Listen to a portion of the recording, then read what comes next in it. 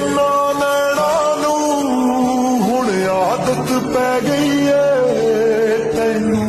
Sir इतने शांत कैसे हैं आप आज? बेटे आज तुम्हारे स्कूल का लास्ट डे है। ਨਾਲ ਰਹਿ ਕੇ ਤੇਰੇ ਕੋਲ ऐसा कुछ कॉलेज चले जाओगे कल, कुछ बिजनेस में लग जाओगे, कुछ नए फ्रेंड्स बना लोगे, कुछ नहीं बनाओगे। ਨਾ ਬਾਦ ਯਾਰਾ पर बेटा जो स्कूल में दोस्त बन गए ना तुम्हारे, वो तुम कभी नहीं बना पाओगे।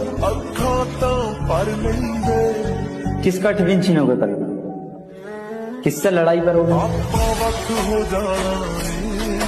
बेटा इतना बिजी हो जाओगे ना अपनी लाइफ में कि एक दूसरे की शक्ल देखने के लिए तरस जाओगे। ਆਪਾਂ ਵਕਤ ਹੋ ਜਾਣਾ ਏ। तो मैं यही कहूँगा कि यहाँ पे जो एंजॉय करा है तुमने ਬਸ ਸਭ उसे यादों की तरह ले जाओ